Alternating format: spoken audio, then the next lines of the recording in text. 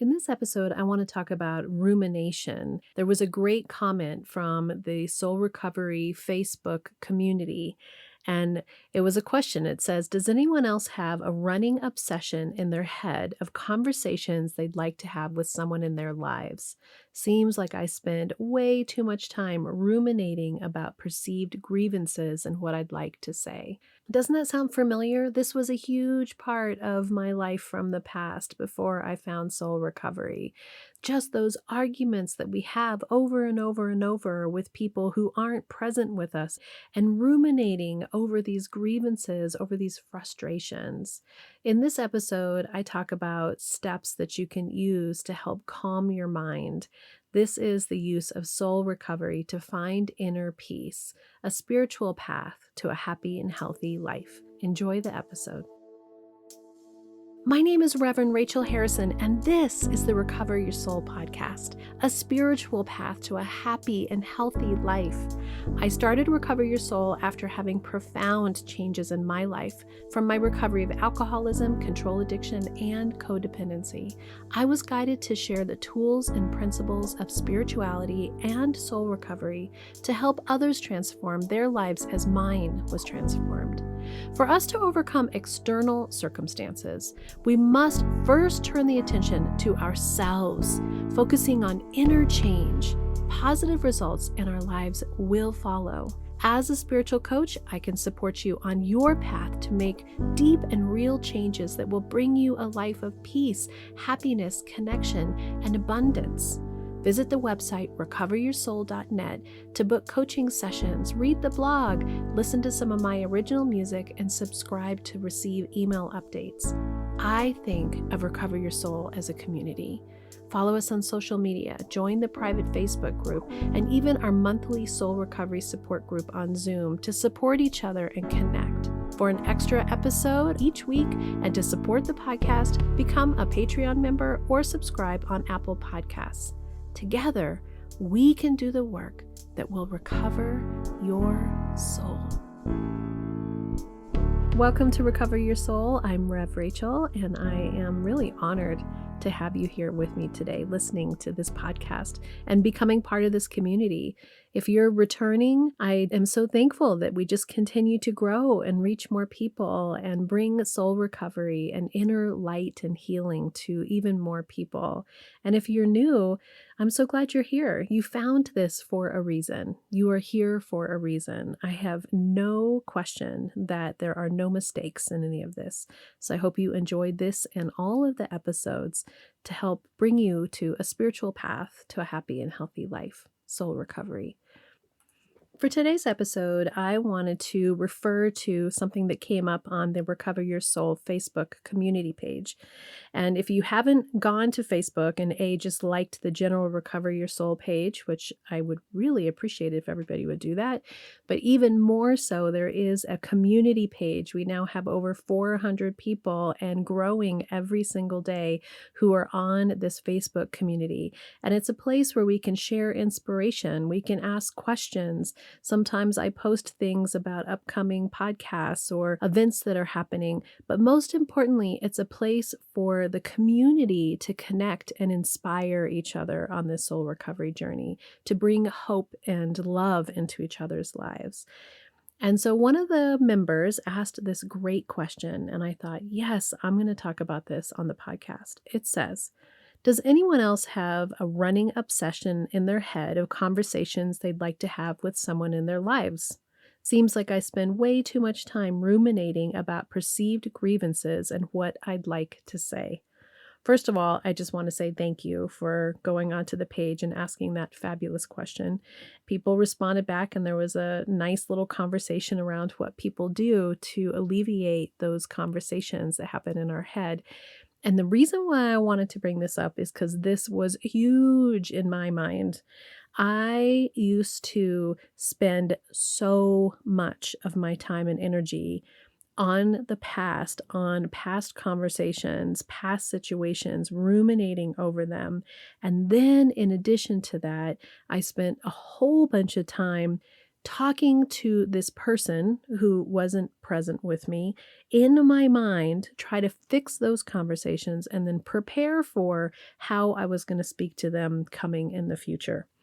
And it made me crazy and it made me miserable.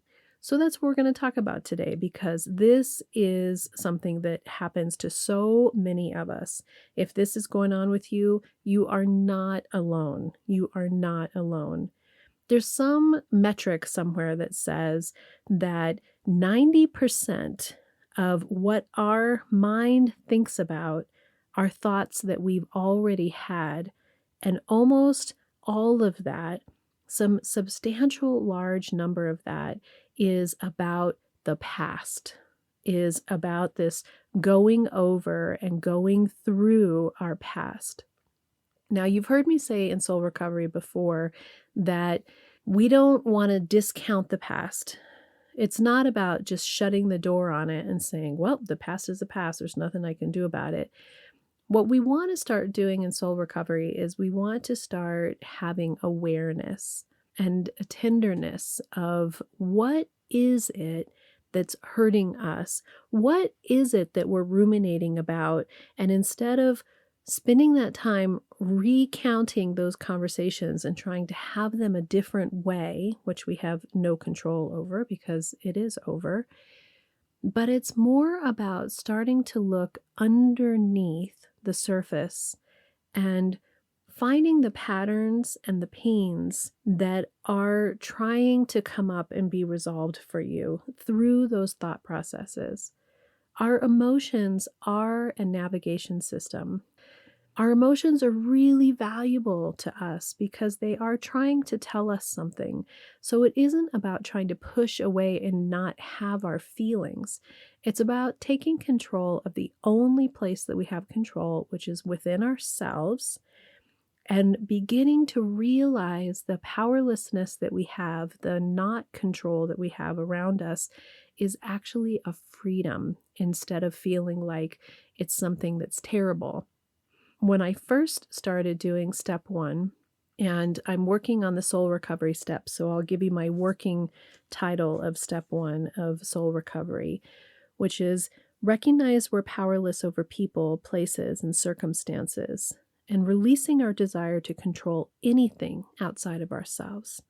And then seeing the pain and suffering of our lives comes from this unhealthy thinking that we want control.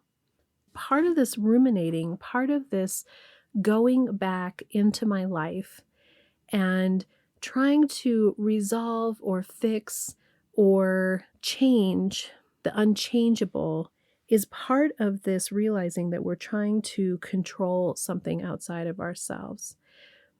But that underneath thing is the control is trying to cover up a hurt or a belief or a pattern.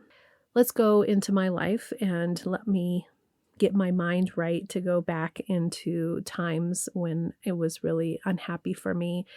A reminder that the past is really important. And so the interesting thing is I don't actually think about the past hardly at all anymore, unless I'm going to bring it up to be useful to you, or unless I'm going to bring it up to help uncover the pains and the hurts and the work that needs to be done. It's interesting how I have to actually prepare myself to sort of go back in time and find those moments. Let's go back in time to when Rich and I were really struggling and having a hard time. And this was about 10 or 15 years ago. We'll get right back to the episode. I just wanted to take a short break and just ask you, does this podcast provide you with spiritual nourishment? Are you getting something from this, and is it helping your life in some way? You probably know that podcasts, no matter what their download numbers, unless they're really huge, don't actually bring in any income to the person who's doing the podcast. Generally, people do sponsorships, and I am supported. A huge part of the support of Recover Your Soul is from you booking sessions with me, using me as a resource and a mentor and a guide on your soul recovery journey. And I thank you for each one of those bookings. I love spending my time with you. Another way that you can help support this podcast is to sign up on the link below for monthly subscription. It's $3, $5, $8, and $10, just the price of a fancy cup of coffee. If each of you who loves this show were to commit to that monthly donation to me, it would make a huge difference in really helping this community and helping me do this full time. So check out the show notes below. There is a link to be able to make that commitment. And I just want you to know, each and every one of you who are listening, how much I appreciate your spending your time with me. I love that we are on this soul recovery journey together. Thank you. Back to the episode. We separated about 10 years ago for a year and then got back together. So sometimes when I'm using this to go back, I think about what was the hardest time. And right around that time for me was one of the really hard times. For context, Rich and I were actually sober at this time. We had gone to AA, and I did strict AA work for 3.5 years and found a lot of healing from my alcoholism. But I wasn't doing the healing of soul recovery or Al-Anon. I was really concentrated on trying to heal my drinking, but I wasn't yet healing my thinking and feeling. So I was still in control mode. I was still in that mode of thinking, well, I'm not drinking and I'm following these steps and I'm handing my will over to spirit, to my higher power, to not drink. But I wasn't handing my will and my spirit over in the rest of my life, in the other areas of my life. And at this time, our oldest son, Alex, was around 20, he's 26 now, so he was around 16. And our younger son, Bodhi, was around 13 or 14. So, middle school, high school years. And so just in general, life at this time with kids, regardless of anything else that was happening, is crazy, right? So just give yourself that if you're in a situation where you have kids. It's just chaos. It's just absolute chaos. And even in the best of circumstances, it's hard. So for us, even though alcohol wasn't part of our life, there wasn't emotional sobriety in the home. Rich had stopped going and doing any AA work at that time anyway, so he was what is called a dry drunk, and I was becoming a pretty intense control freak, to be honest. So here we are in this part of our life, and Alex in particular is starting to go down the deep dive that he took emotionally. And then he started to find drugs and alcohol, and then he started to not go to school and do all the things that were happening. Part of my rumination and part of my pain that I had at this time in my life was that it just felt so out of control that I couldn't stop running in my head how I wanted it to be different and what I should have done to make it different. And the grievance, the comment on the Facebook page is perceived grievances. My grievance continued to be that if Rich parented differently, if he had done things differently, then it would be different, that we wouldn't be going through this pain and this suffering. And my son in particular would not be going through this pain and suffering. In my mind, my perceived grievance was on him. I spent so much time fighting with him in my mind. And I spent so much time fighting with him about a whole bunch of stuff that went all the way back to when I was pregnant with Bodhi, and he went to the mountains and built a house for 3 years. And he would come home on the weekends and then in the summers and work. But on the rest of the time, he was gone for 3 years, and I was pregnant and I had young kids. And during that time, he really became a pretty substantial alcoholic. They drank, handles upon handles of alcohol while they were out there building and living in tents.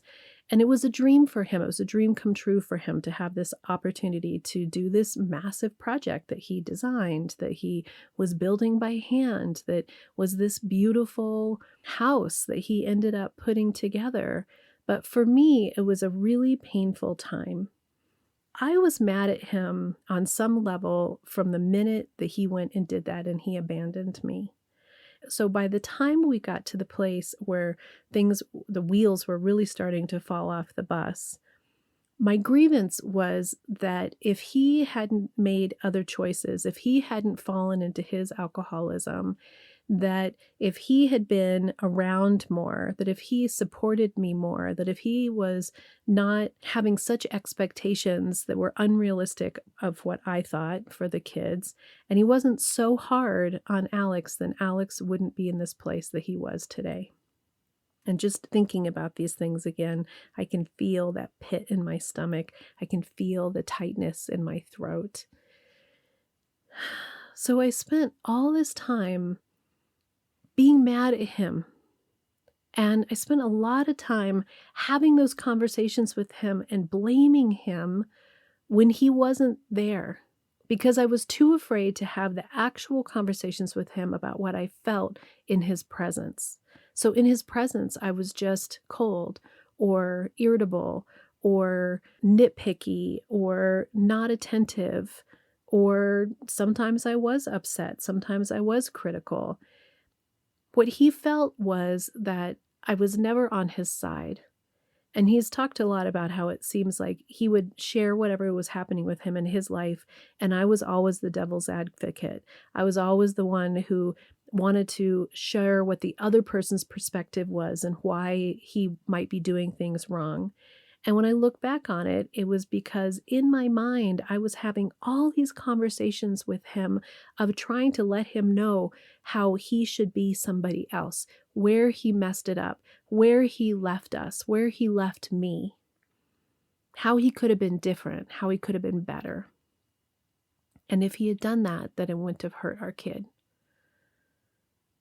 When we were in counseling after we separated, one of the things that he said to me was, I never knew why you were so upset with me. I knew that there was something going on, but you didn't have those conversations with me. You had those conversations with your girlfriends. You had those conversations in your journal, but you never actually shared with me the true depth of what was going on inside of you. And that was true. The interesting thing about having these ruminating, constant, ongoing conversations with people that aren't there is two things. One is, are there conversations that you should be having out loud about your pain, about what you are seeing, what is frustrating to you, what is really going on with you? That's the number one thing. Are you not saying out loud what needs to be said out loud? Because Rich says, you never gave me a chance to do anything about it because you didn't actually tell me what was wrong.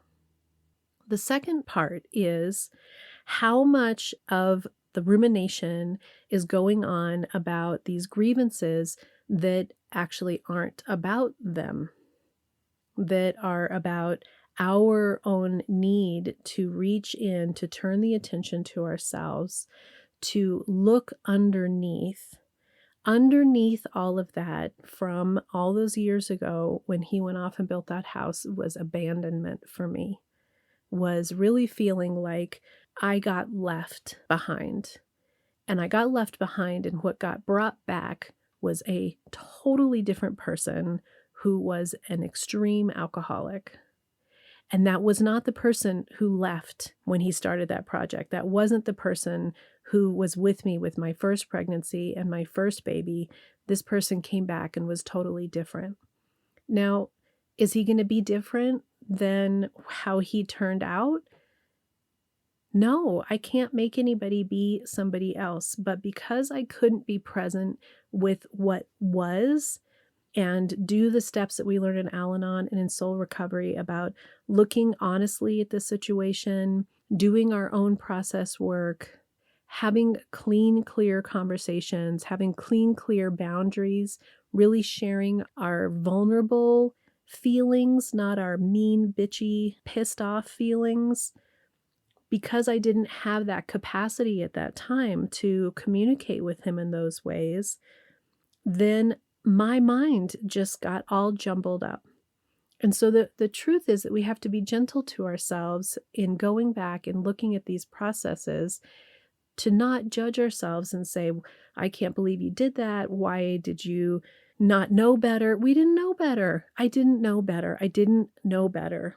And if I'm really honest, the truth is, when it's chaotic like that, when you have kids, when you have all this stuff going on, you're in such survival mode that it's almost impossible for your nervous system to relax, to be able to have this depth of understanding inside of ourselves. It's really a luxury to be able to step back and have some distance from all the chaos that's happening. So if you're in the chaos and you can give yourself just the tiniest bit of distance, step back just the tiniest amount, do this inner work just enough to start to give you some peace, you are successful. You are on the right path. You are doing it. So give yourself credit for that. So what ended up happening for me was, I think it was in one of the rooms, I can't remember if it was AA or Al-Anon, I heard somebody say, don't have conversations with people and arguments with people who aren't in the room. And I remember thinking, oh my God, I totally do that. I am constantly talking to that person as if they are there, about the past, about what I want right now, and about the future. And then they have no idea that I'm having these conversations. And then when they show up, I've worked myself up into a frenzy of either being mad at them or expecting something from them from their end of the conversation that they didn't actually have with me. And that was a major aha moment for me, to realize that that was not helpful in any way. That having those conversations and playing both sides and allowing myself to get caught up in that was not benefiting me or that person in that relationship in any way. And I started to do the process of looking deeper within myself and saying, what is it that I'm trying to get from this conversation? Am I trying to get attention? Am I trying to have my feelings understood? Am I trying to set a boundary? Am I trying to heal the past? Am I trying to express my pain to them and have them see it? Am I feeling anger that I can't feel in my regular life and I don't feel safe to express? What is it that I actually want, especially from ruminating from the past? Because we can't change the past. And every time we press play on painful memories, we choose to press play. But if we're pressing play for the purpose of healing, it's a valuable part of our process. If we're pressing play for the purpose of reminding ourselves of our pain, getting pissed again, validating our negative feelings, and being a victim, we are not doing ourselves any service for benefit at all. So how do you stop doing that? How do you stop having these conversations with people who aren't in the room? The first step is just to recognize that you're doing it and to say, oh, yep, there I am. No judgment. Again, no judgment. Soul recovery is a judgment-free zone for yourself and the other people. This is a place where we're looking at our depth of emotions. We're trying to see clearly what we're actually feeling and what is actually happening without our projection all over it. So the first step is just to say, yeah, I'm having this argument or this conversation with someone who's not there. Going back to your soul recovery step one, I'm powerless over people, places, and circumstances. And I recognize that my desire to control anything outside of myself is causing me pain. I'm trying to control the situation. I'm trying to control this event that happened a long time ago that can't change. So then you get curious. What is it underneath? What is the feeling underneath? What am I trying to fix? Why am I trying to fix it? Why am I trying to control it? Can I see this for what I'm supposed to learn from it? Can I allow myself to actually feel these painful feelings? Yes, I can allow myself to feel these feelings, to be compassionate to yourself, to be tender to yourself and say, it's easier to do a whole bunch of blaming and fighting with somebody in my head than it is just to feel my disappointment, my rejection, my abandonment, my anger, my sadness, my grief. Then we can start to do the work that heals those things, to be forgiving of yourself, first and foremost. Then to be forgiving, if you can, of the other people by seeing their humanness, by recognizing that everybody's experiencing their own stuff. And when we take the focus away from feeling like we're the center of the universe and recognize they're having their own experience. My husband went up and did this project that was a dream for him. Did he want to abandon his family? No, of course he didn't want to abandon his family. He was working so hard to make ends meet. He would come home on the weekends just totally blown out. He used alcohol to keep his fuel going up there, at least he thought he did. He didn't have any desire to come back and be a much worse alcoholic than he was before. That wasn't his intention. That's what it felt like to me, but that wasn't his intention. And when I look at all those years with the kids, what I can see now is I can see a man that was doing the best that he could, that he too was overwhelmed with why things were going the way that they were. And he was incredibly saddened by having a wife that was so upset with him and he didn't understand why. And so he went into his control mechanisms the same way I went into my control mechanisms. If I have compassion for him and for myself at that time, what I see is I see two humans that were both grieving a life that they thought that they were going to have that didn't turn out the way that they wanted. And we both used unhealthy behaviors and addiction to cover up our individual pains. We didn't know how to communicate. I don't know about a lot of you, but I didn't grow up with the modeling of two parents that got married, communicated great, stayed together the whole time. Neither one of us came from that. We both came from divorce. When I could separate a little bit and start to realize that it was my pain that was making me ruminate, and that I can look at that pain, that I can lean on my higher power, that I can trust that I'm supposed to learn something, that I can trust that I can handle it. And if you do any work with me one-on-one in soul recovery, we do looking back at our past. We go back and we look at our childhood in a way that's healthy to figure out what are these patterns.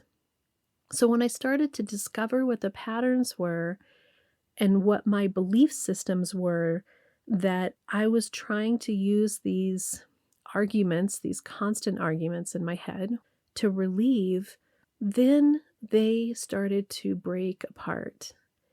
And I don't have those conversations with people who aren't here anymore. And every once in a while, I'll start to have one. And then I think, this is where I need to journal. This is where I need to journal and not have a conversation with them, but I need to have a conversation with myself. I need to start asking myself questions. How are you feeling? What's going on underneath there? Why are you trying to hold on to this? What's the pain of this? What is the outcome that you're hoping to get out of this perceived grievance and this perceived conversation with someone? What do you need? How can higher power help you in this? How can you ask for help? How can you ask for healing? And through these processes of soul recovery, by turning to spirituality, by letting go of the pain, choosing to let go of past pain, and then literally separating myself from the past to where now that we're here in this space and I'm talking this way, all of that pain that I felt earlier as I was bringing up those circumstances has loosened up and left me, because I can decide how I'm going to tell that story. I decide what view I'm going to look at that part of my life with. What lens am I choosing to look at that part of my life with? And I am in a place in my life where I choose love. I choose healing. I choose spirit.